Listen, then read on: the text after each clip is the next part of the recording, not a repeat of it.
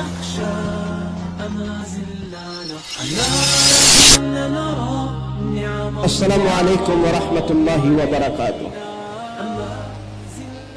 أعوذ بالله من الشيطان الرجيم. بسم الله الحمد لله والصلاة والسلام على رسول الله وعلى آله وصحبه أجمعين. Ang papuri kay Allah subhanahu wa ta'ala, ang siyang tunay at tanging nag-iisang Diyos, at naway ang kanyang pagpapala, kapayapaan, pagpugay ay mapasa ating mahal na propeta Muhammad sallallahu alaihi wasallam. Ako'y sumasaksi na walang ibang Diyos na dapat sambahin maliban kay Allah, at ako'y sumasaksi na si Muhammad sallallahu alaihi wasallam ay kanyang propeta at huling sugo. Muli po pinupuri ko si Allah at pinahintulutan niya ang ating pagtitipon. Alhamdulillah, ang papuri ay kay Allah subhanahu wa ta'ala na pinayagan na magsama-sama tayo ngayong hapon. At ganoon din po ang aming pasasalamat o aking personal na pasasalamat sa punong lungsod ng Tuguegarao City, si Mayor Jefferson Soriano. Naway pagpalain siya ng Diyos sa kanyang, hindi lang sa magandang pagtanggap niya sa amin, pero sa pagsuporta niya sa kamusliman dito po sa lungsod. At syempre sa lahat po, lalo na sa mga dumalo, sa mga kapatid natin sa LGU, yung nagsusulong ng ganitong gawain, maraming salamat po, naway biyayaan, pagpalain kayo ng Diyos na naglikha sa atin. At nandito rin si Brother Ahmad Rahmaddin Hussein, kundi ako nagkakamali, siya yung tinatawag ni Ustad MK na Vice Boss. Vice Boss. Boss Vice o Vice Boss. At sa lahat-lahat, alam ko malaking paghahanda yung ginawa natin. Ang kahilingan natin kay Allah subhanahu wa ta'ala, naway gawin niyang mabunga, magkaroon ng magandang resulta itong pagtitipon na ito, amin ya Allah. Pareho po ito ng ginagawa namin sa Metro Manila, Davao City, Zamboanga. Ang title ay Building Bridges. Yun ang title. Gusto namin gumawa ng mga tulay, pero hindi literal na tulay. Hindi. At alam nyo kung ano ibig sabihin ng building bridges. Kasi marami hindi magkatagpo dahil walang tulay. Pero kung magtutulungan tayo, baka posible magkita-kita tayo, yung iba mabisita niya yung dapat bisitahin, mayakap niya yung dapat niyang yakapin dahil sa tulay na pinagtutulungan nating buuin. Yan po. So naway, ang pagtitipon na ito ay ulit ko ng paulit-ulit, maging mabunga at magkaroon ng maraming resulta. Amin ya Allah, ipagkaloob mo nawa. Para sa lahat, napakaganda ng ating pag-uusapan. Ang title ay, ang Islam ay reliyon ng pagmamahal, kapayapaan, at hindi terorismo. Siguro sa dalawang unang sheikh na nagsalita, marami na tayong nakuha. At ang akin po ay karagdagan na lamang. Una, ang Islam ay reliyon. Titigil muna ako doon. Opo, reliyon ang Islam. Pero hindi sapat na tawagin lang siyang reliyon. Kulang. Dahil sabi ng mga pantas sa Islam, ang Islam daw ay millah. Arabic yun. Anong millah? Way of life. So hindi lang basta religion. Kasi yung iba, pag sinabing religion, once a week, pag may birthday, pag may patay, pag may kakasal, Islam hindi. Way of life. Pag-gising mo, kailangan mo Islam. Pagkakain ka, kailangan mo Islam. Bago ka matulog, kailangan mo ng Islam. Magninegosyo, mag-aaral, magtatrabaho, mag-aasawa, name it. Kahit anong gusto mong gawin sa buhay mo, pinakailaman ng Islam. Kaya nga, way of life eh. Ano testingin natin? Pag-gising, may sinasabi ba? Pag-gising natin mga Muslim, may sinasabi ba tayo? Yes, alhamdulillah. Alhamdulillahilladzi ahyana ba'dama amatana wa ilayhin nusyur. Pagising pa lang yun. Ano sinasabi natin? Papuri kay Allah. Binuhay na tayo. Pagkaraang nating mamatay. Yung pagtulog, kamatayan yun eh. Akul maut. Binalik ni Allah yung kaluluwa natin, paggising natin eh. Kaya nagpuri tayo. Wa ilayhin nusyur, at babalik tayo sa Kanya. Pagpapasok ka ng CR, kailangan mo ng Islam? Subhanallah, saan ka nakakita ng ganyang religion? Papasok pa lang ng CR, kailangan mo na ng religion? Yes, kailangan na. May turo kung anong payon dapat mo ipapasok, kung anong sasabihin mo, kung anong kamay panghuhugas mo. Hindi ba ganon? Kasi iba naman pagkakain ka eh. Yung ginamit mo sa CR, hindi naman yun ang ginagamit mo pangkain. Nakita niyo yung turo ng Islam? Ang Islam ay way of life. Kaya sabi ng ilang mga pantas, ang Quran ng mga Muslim ay manual kung paano ka mabuhay. Para lang magbigay ng example, pag bumili ka ng bagong cellphone, may kasamang manual. Nakalagay doon, ano dapat mo gawin? Kung waterproof ba o hindi. Kaya nga pag hindi waterproof at nilugbog mo sa tubig, ano mangyayari? Bye-bye, cellphone. So ang Quran, manual mo, katulad ng cellphone, pag binuksan mo yung bagong cellphone, makikita mo yung maliit na papel, doon sasabihin kung paano mo i-operate yung cellphone mo. At dapat pareho ng tatak. Pag nabili mo Samsung at ginagamit mong manual ay iPhone, hindi tatakbo. Malilito ka. Dahil kung sino nag-invento, siya nakakaalam kung ano makakabuti sa kanyang inimbento. Tama hindi? So sa atin, sino naglikha? Si Allah. At nakalagay dun sa manual natin kung anong pwede natin gawin, kung anong bawal, kung anong hindi, kung anong... Ganun ang Islam eh, way of life. Huwag ka kumain yan. Kaya questionin mo ba yung manual? Huwag ka pumatay. Sasabihin ba ng manual, kukontrahin mo ba? So yan ang Quran. Kung ano makakabuti, alam ng Diyos. Kung ano makakasama, alam ng Diyos.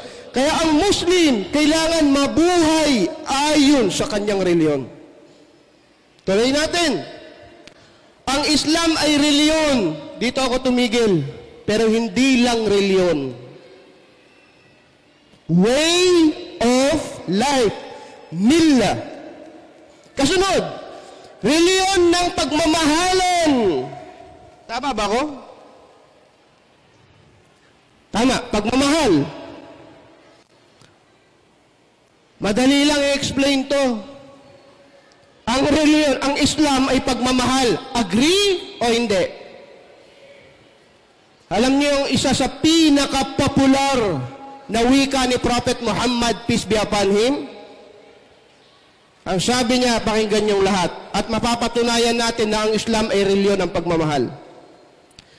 Kanyang sinabi, La yu'minu ahadukum hatta yuhibba li akhihi ma yuhibbu li nafsi.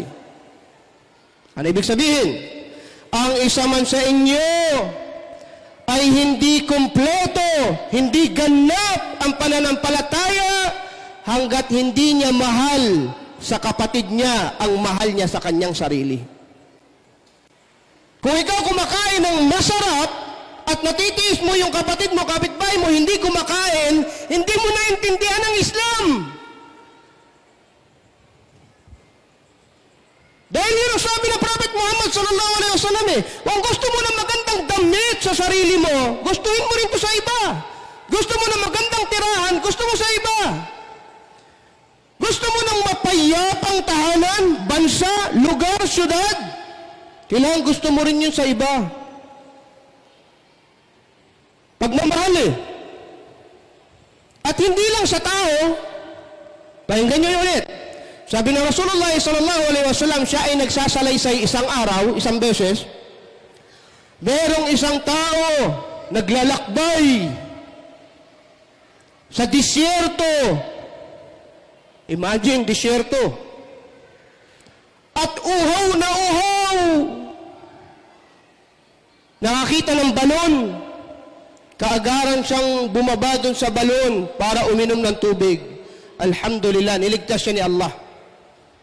Pagpanik niya ulit, nakita niya yung aso. Uhaw na uhaw, labas ang dila, katulad niya kanina. Pero siya ligtas na eh. Nakakamatay kaya sobrang uhaw.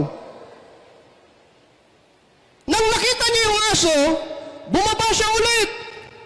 Pagbaba niya, sinalok niya yung sapatos niya, ginamit niyang tabo para kumuha ng tubig, at pagpanik niya, pinainom niya yung aso. Sabi ng Rasulullah sallallahu alaihi wasallam, sabi ni Prophet Muhammad, peace be upon him, ang lalaking yon ay pumasok sa paraiso.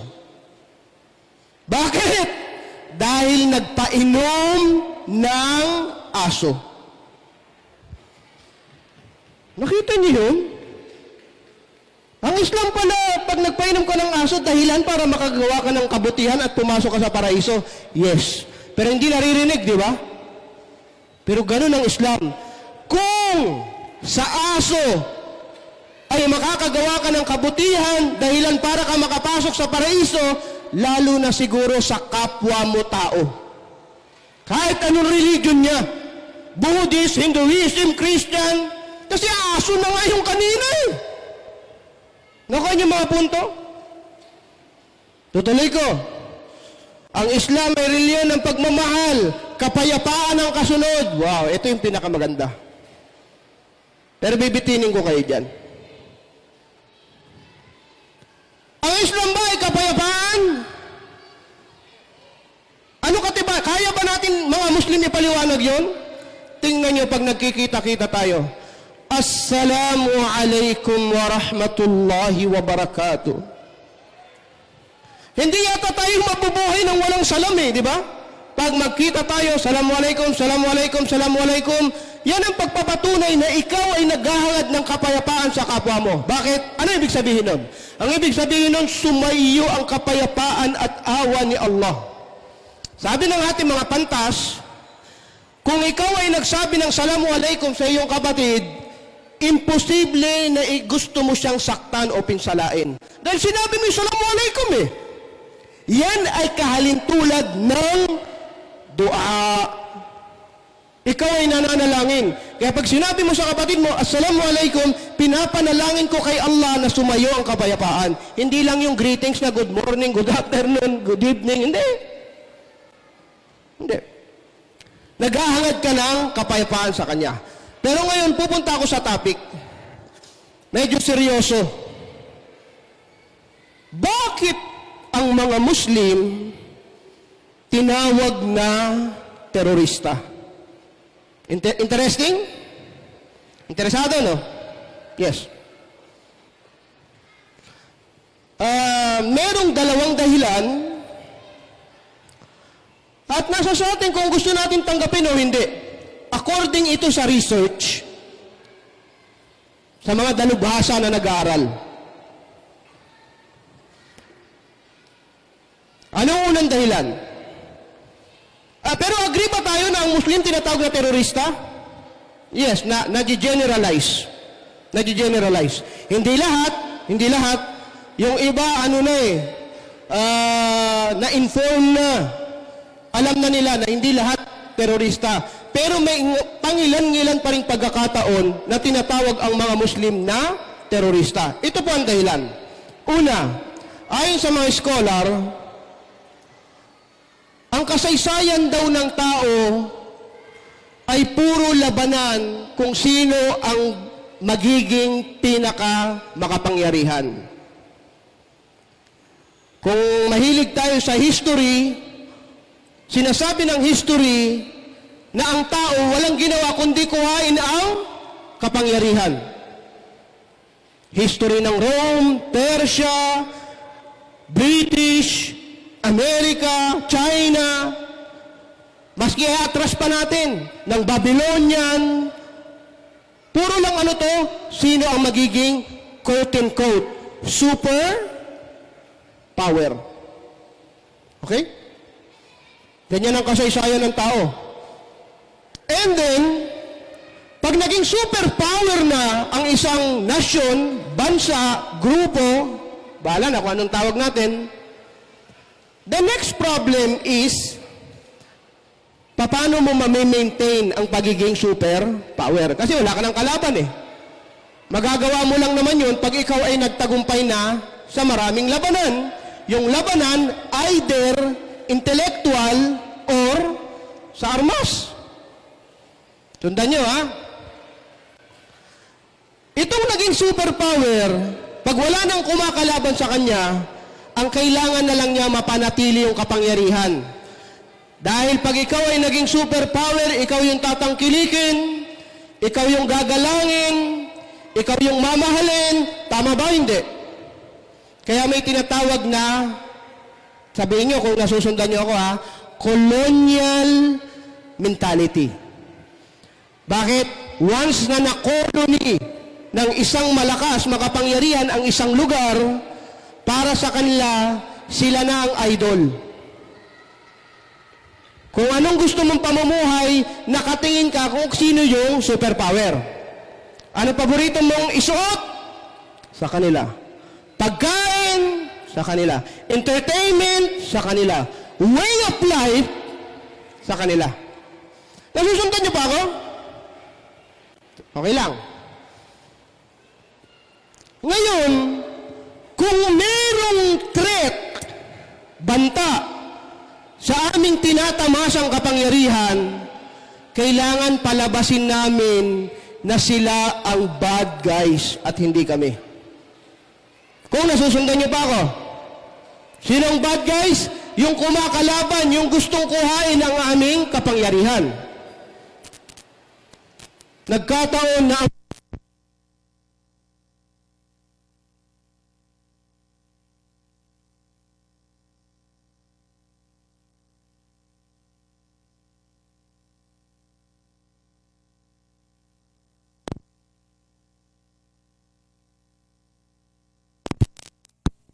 Bismillah. Okay. Ang commercial na yan ay hatid sa inyo ng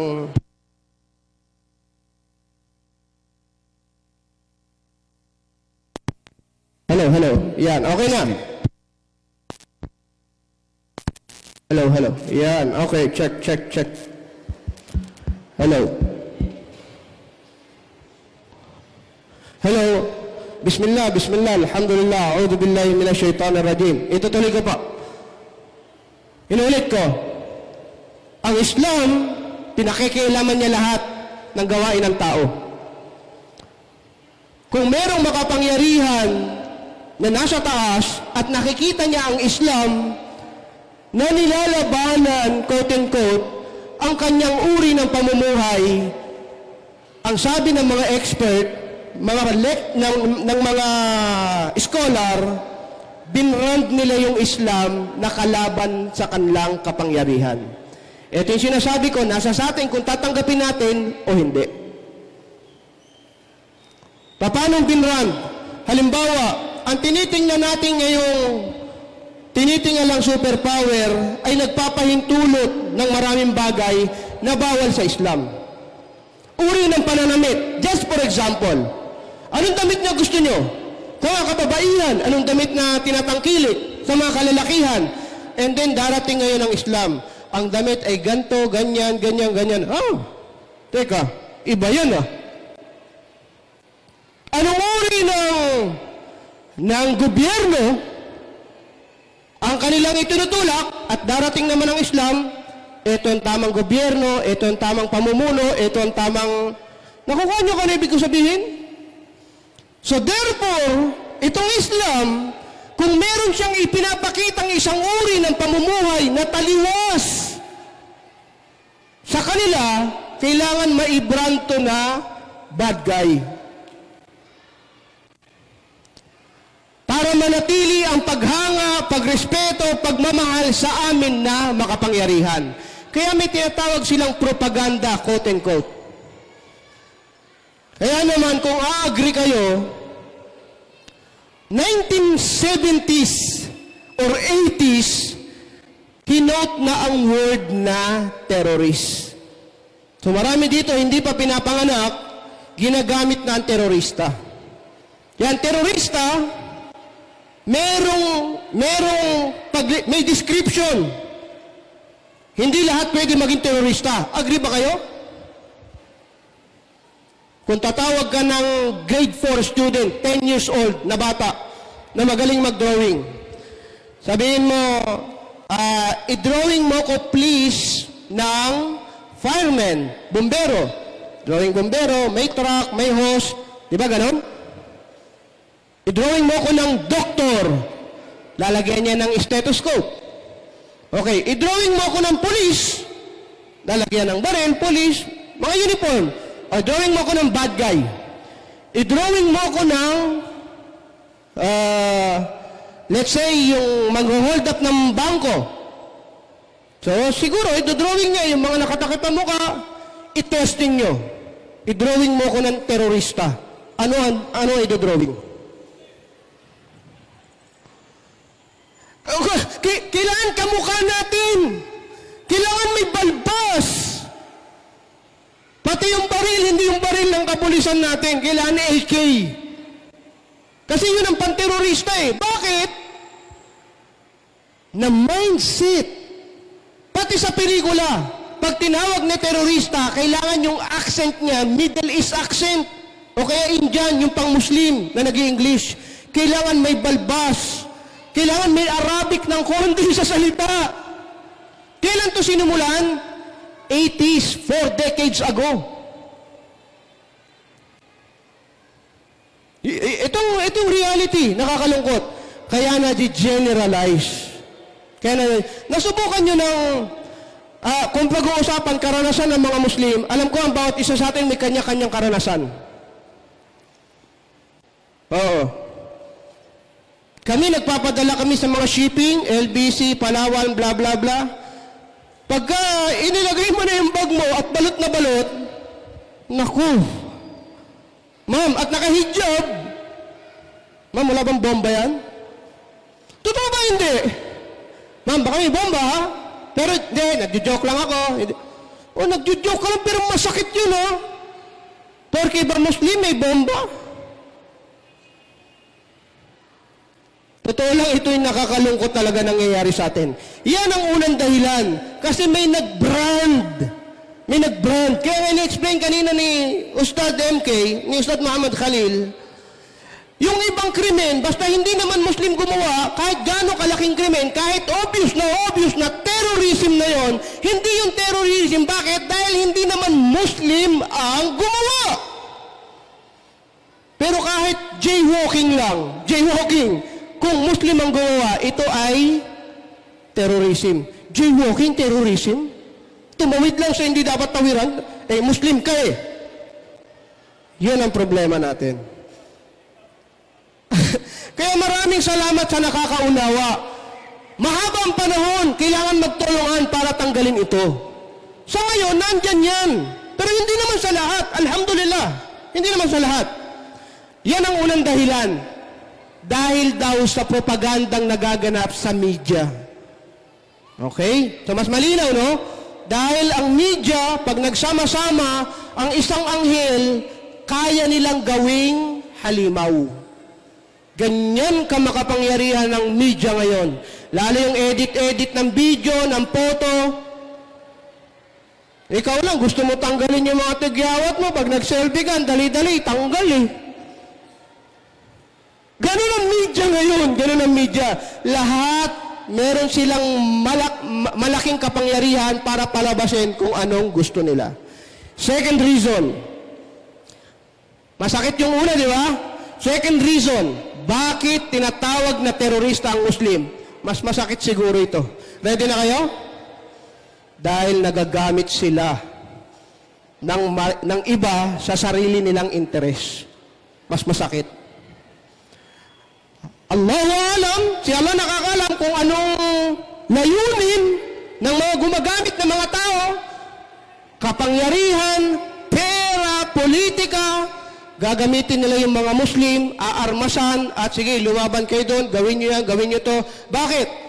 Dahil ang mga Muslim daw, madaling kontrolin ang emosyon. Hey, narinig niyo kung sinabi ko? Ang mga Muslim, madali daw kontrolin yung kanilang emosyon. Madaling galitin.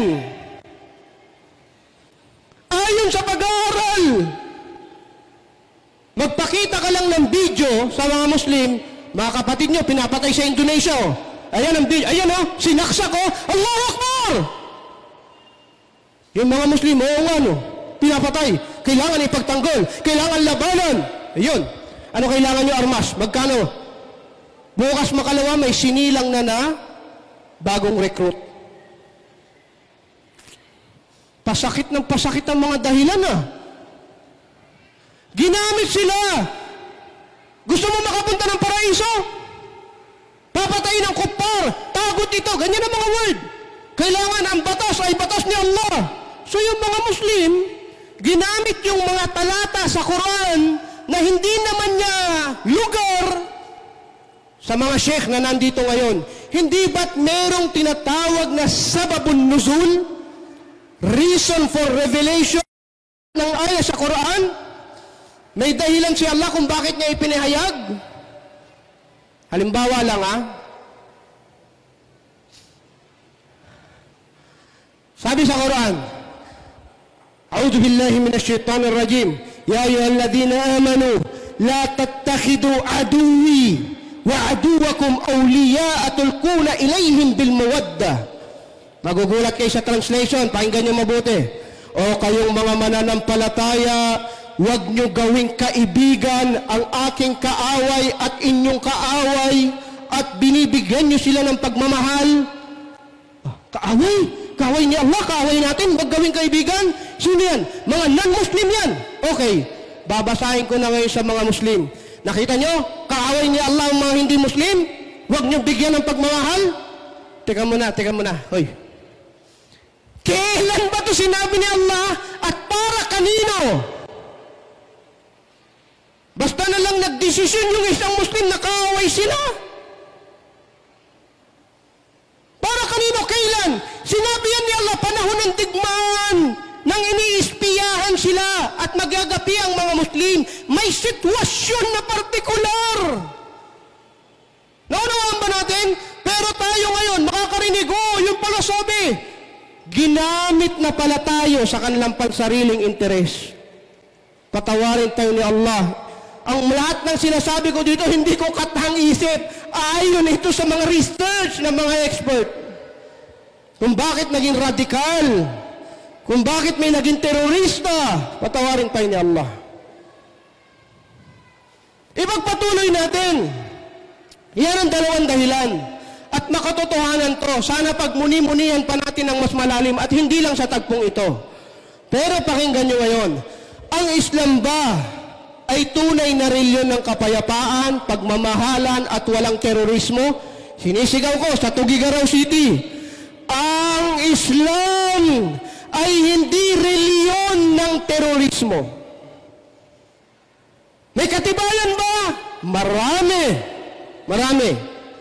Para pasinungalingan ko ang mga sinasabi ng mga tao, pakinggan niyo po. May ipapakilala lang ako sa lahat at natutuwa ako may mga non-Muslim dito at tayo mga Muslim ay matuto. Ano yun? Ipakilala lang natin kung sino si Muhammad na anak ni Abdullah Rasulullah sallallahu alaihi wasallam. Siya ang pinaka-autorisadong taong nilalang ng Diyos na magbigay ng katuruan ng Islam. Agree? Basta sinabi niya, ginawa niya, yun ang Islam. Sino? Si Muhammad na anak ni Abdullah. Nakita niyo yung mga pangalan? Muhammad, Abdullah. Ito na siguro yung mga pinaka-misquoted na pangalan sa mundo. Basta sinabing Muhammad, basta sinabing Abdullah. Pero sinong tinutukoy natin? Si Muhammad sallallahu alaihi wasallam. Ipapakilala ko at ipapakita ko lang ang dalawang punto. Ano yun? Dito magwawakas ang aking pananalita. Dalawang tagpulang, dalawang punto lang sa buhay ng Prophet Muhammad sallallahu alaihi wasallam, inshallah, makonvince tayo na walang lugar ang terorismo sa Islam. Ano yun? Ang una, at huling talumpati ng Propeta Muhammad sallallahu alaihi wasallam. Meron pala siyang mga talumpati, mga speech. Kailan naganap yan? Ito ang pakinggan natin. Pero bibigyan ko ng background yung iba. Ang Prophet Muhammad, peace be upon him, pag pinag-aralan mo ang buhay niya, mahahati lang sa dalawa. Panahon ng Makkah at panahon ng Madina. Okay, no? Kasi may migration na tinatawag eh. Panahon kasi ng Makkah, puro pagpapahirap ang nangyari sa kanyang buhay. Dati siyang pinagtitiwalaan, mahal na mahal siya ng mga tao. Pero nang nagsimula na siyang nangaral tungkol sa kaisahan ng Diyos, namuhi na sa kanya yung mga tao dahil sa kanilang mga agenda. Pinahirapan, gusto patayin, siniraan, name it. Kung ano man mapinsalang ginagawa ng mga tao sa kapwa-tao, ginawa na nila lahat kay Muhammad sallallahu alaihi wasallam. Pero nung panahon ng Makkah, for 13 years, haba no? 13 years, puro pagpapahirap. Kahit mag-search tayo sa YouTube, sa Google, Life of Prophet Muhammad during Makkah. Talagang maawa kayo. Binoykot siya. Halos wala silang makain. Yung mga Muslim hindi pwede mapangasawa ng kanilang tribo. At maraming beses pinagtangka ng kanyang buhay. Yan ang panahon ng Makkah. And then, inutusan sila ng Diyos, ni Allah, na pagkatapos nitong mga pagpapahirap na ito, mag-migrate kayo. Lipat kayo ng lugar. Dahil hindi nyo magampanan ang pagka-Muslim nyo sa Makkah, lipat kayo. Saan yun? Sa Madina. So dalawa, no? Dalawang stage. Okay. Sa Madina, dito nangyari yung mga digmaan. Digmaan 1, digmaan 2, digmaan... pupuntahan natin yan. Makikita natin. Pero ito yung unang tagpo na gusto kong ipakita sa lahat. Pinahirapan siya for 13 years. Ang Muslim noon, kaunti pa lang ang bilang. Inutusan silang pumunta sa Madina. Bakit? May grupo ng mga tao doon, ang tawag ay Ansar. Welcome kayo dito. Kung pinahihirapan kayo doon, dito kayo sa amin. Ang ganda, no? Yung Ansar, kumbaga tinatawag sila sa Christian, parang sila yung mga disipulo, disciples. Okay. Napamalita na si Muhammad ay darating na sa Madina. Inabangan siya ng mga tao. Kasi naririnig lang nila makikita na natin in person si Muhammad. Tingnan niya natin kung anong itsura niya, kung anong masasabi niya, kung paano siya magturo. Okay. Kaya pagdating niya sa Madina, sa Quba, hindi pa man din nakakapasok sa Madina, yung stopover pa lang, station pa lang. Nagtipon-tipon na yung mga tao, naghihintay sa kanya. Bakit? Dahil controversial siya eh. Controversial. At inabangan ng lahat ang pagdating ni Muhammad sallallahu alaihi wasallam. At pagdating niya, siya ay nagsalita. Ito ang una niyang talumpati. Ang nakikinig sa kanya, mangilan-ngilang Muslim, non-Muslim, Hudyo, Kristiyano, lahat ng uri ng tao, ng reliyon nun. Ano kanyang sinabi? Pakinggan nyo. Ya ayyuhan nas, o sangkatauhan, afshus salam, wa at'imut taham, wa sallu bil-layli wan nasun niyam, tadkhulul jannata bis-salam. Apat na bagay. Sinabi niya, o sangkatauhan, ipalaganap niyo ang kapayapaan, magpakain kayo sa mga nagugutom, magsala kayo sa gabi. Bakit magsala sa gabi? Magdasal ka sa gabi para hindi ka magpakitang tao. Gawin mong ikhlas kay Allah. Wasallu bil-layli wan nasun niyam. Habang ang mga tao ay natutulog, papasok kayo sa paraiso ng may kapayapaan. Ito ang unang speech, talumpati ng Rasulullah sallallahu alaihi wasallam. Nakita niyo yung content? Kailan to? Pagkatapos siya pahirapan sa Makkah. Supposed to be, ang sasabihin niya, kung ordinaryong tao ka lang, mga ayop yung tao sa Makkah, pinalis kami, pinagpapatay kami, binoykot kami, lahat. Hindi ganun na. Pagdating niyo sa Madina, Samantalang galing siya sa pang-aapi. Wa'atimutam! Magpakain kayo sa nagugutom. Magkasal kayo. Inilapit niyo yung tao sa Diyos, sa Panginoon. At papasok kayo sa paraiso at binigyan niya ng pag-asa yung mga tao anong uri man na buhay meron ka. Bakit? Dahil may paraiso eh. Unang talumpati. Okay? Hindi na buhay na sila doon. Nagtatag ng pamayanan. Yun ang unang Islamic State, quote-unquote. At hindi yung Islamic State for Iraq and Syria. Yung Madina, yun ang unang Islamic State. And then, namumuhay na sila ng payapa, yung mga kalaban nila sa Makkah, sumunod at ginera sila. Nakuha niyo yun? May bumabang verse sa Quran, aya, ang sabi ni Allah, pinahintulutan na kayong lumaban, udina lilladina amanu, pinahintulutan kayong lumaban dahil labis-labis na ang pang-aapi nila sa inyo. Nang dumating yung aya na yun, imagine, for 13 years, nagsasabar siya, nagtitiis, hindi pwedeng lumaban, gusto ka patayin, hindi pwede. Pero nung lumipat sila sa Madina, sumunod pa rin yung kaaway, pinahintulutan sila ng Diyos. Sige, lumaban na kayo. Tingnan nyo, at parurusahan sila ng Diyos biaidikum sa pamamagitan ng inyong kamay. Katulad ng panahon nila Moises, pinarusahan ng Diyos ang kumalabang kay Moises. Pinarusahan ng Diyos ang kumalabang kay Jesus. Pinarusahan ng Diyos ang lumabang kay Abraham. Ngayon nilalabanan nila kay Muhammad, parurusahan sila ng Diyos sa pamamagitan ng inyong kamay. Kaya nagkaroon ng jihad fi sabilillah. Nagkaroon ng jihad number 1, number 2, number 3. Bakit? Sunod-sunod na yung labanan nila eh. Mahirap po unawain. Kung bakit may jihad? Meron jihad. Maraming aya sa Quran. Mga jihad, pakikipaglaban. Gera, singgera, ispadahan. Meron sa Quran. Bakit? Ito na yung panahon ng Madina na pinayagan silang lumaban.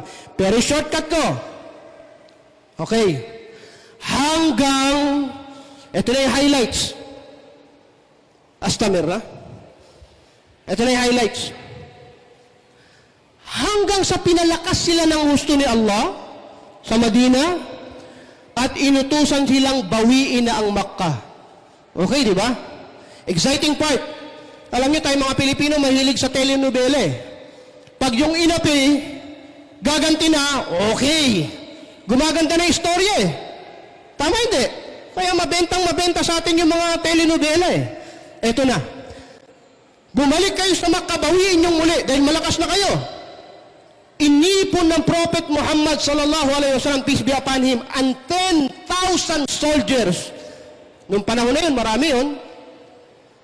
Konti pa tao nun eh. 10,000 soldiers, nasa Madina sila. Bumalik kayo sa Makkah, yung mga nangapi sa inyo, yung gusto kayong patayin for 13 years, balikan nyo yung lugar at palayain nyo na. Kuhain nyo na yung lugar. By the way, yung Makkah, nandun ang Kaaba na tinatag ni Prophet Abraham. Para lang maalala natin na importante sa mga Muslim na hanggang ngayon doon tayo nagpipilgrimage, nag-hajj. Okay. Bumalik sila doon. Pero wala nang labanan na nangyari. Bakit? Dahil mahina na yung mga kalaban nila at hindi kayang labanan ng 10,000 soldiers, dumating lang ang Propeta Muhammad ron nang pumapasok ng mapayapa. Walang lumalaban at hinintay ang kanyang talumpati. Ito yung sinasabi ko, kanina unang talumpati, ngayon naman huling talumpati. Tingnan nyo. Nandun yung mga tao na galit sa kanila, gusto silang patayin, binoykot sila, siniraan sila, nandun lahat. At hinihintay siya kung anong sasabihin ni Muhammad, kung anong gagawin sa kanya. Napipil nyo ba kung anong tension meron doon? Ano kaya sinabi ng Propeta Muhammad? Dito natin tingnan, terorista ba ang turo ng Prophet Muhammad, peace be upon him? Dito natin tingnan. Ang kanyang sinabi ay napakasimple. Sa lahat ng tao nandoon sa Makkah, yung mga nagpahirap sa amin, 13 years, ito ang sa inyo. Idhabu fa antumut tulaqa. Translate ko. umalis kayo, malaya kayo, at hindi kayo parurusahan. Kung terorista si Muhammad, ang Islam, kung hindi nagtuturo ng kapayapaan, yun nagpahirap sa atin ng 13 years. Ito rin pagkakataon, tagpasin ang leg, patayin, parusahan. Ganun ba ang ginawa? Hindi. Alis kayo, malalaya kayo. Kung gusto nyo manatili, pwede. Kung hindi, kung ayaw nyo, hindi kayo parurusahan. And then later on, ang mga taong ito ay lahat yumakap sa Islam. Bismillahirrahmanirrahim. Idha jaa nasrullahi wal fath. Pag dumating ang tulong ni Allah, makikita mo ang mga tao ay pumapasok sa Islam ng laksa-laksa. Hanggang namuging Muslim ang buong Arabian Peninsula. Dahil dito sa pinakitang mabuting pag-uugali, pagmamahal na ayon sa katuruan ng Islam na isinabuhay ng Propeta Muhammad sallallahu alaihi wasallam. Ngayon, tingnan natin, nasaan ang terrorism doon? Kanina pa ito tinatanong ni Ustad Wala, di ba? Pagmamahal meron? Yes, meron. Malasakit sa kapwa meron? Yes. Ito yung reliyon ng Diyos. Ito yung reliyon. Ito yung pananampalatayang gustong ibinigay sa atin ng Diyos, kinumpleto niya para may sa buhay natin. Kanya lang, ang malungkot na balita, maraming tao gusto itong sirain, ikisan, padumihin, kung ano man ang kanilang gustong gawin, pero hindi ito ang reliyon. Yan nakikita natin na sinasabi ng iba tungkol sa Islam, hindi ganyan ang reliyong pinadala ng Diyos sa sangkatauhan. So inuulit ko po bilang pangwakas, naway ipagkaloob ng Diyos na makita ng bawat isa ang ganda ng reliyon na ito. Amin. Naway ipahintulot ng Diyos ni Allah na maghari ang kapayapaan saan man naroon. Maghari ang kapayapaan na resulta, bunga, kung isasabuhay mo ang Islam. Pag isinabuhay mo ang Islam, kahit gano'n ka kahirap, anuman trabaho mo, magkakaroon ka ng kapayapaan. Na maraming tao, sukdulan ng yaman, pero walang kapayapaan sa puso, nakukuha nila magpatiwakal. Ang tinuturo ng Diyos na reliyon, kapayapaang panloob, at kapayapaang panglabas, pagmamalasakit sa kapwa, pagmamahal sa kapwa, ito nawa ang maghari sa ating puso at ating kapaligiran. Kaya hanggat tayo ay may lakas, hanggat pinapahintulot ng Diyos, naway maiparating natin ang napakadalisay na mensahe na ito, hindi lamang sa atin dito, pero sa lahat ng sangkatauhan. Amin ya Allah. Maraming salamat po sa inyo. Biyayaan pagpalain kayo ni Allah subhanahu wa ta'ala. Wa sallallahu ala nabina Muhammadin wa ala alihi wa sahbihi ajma'in.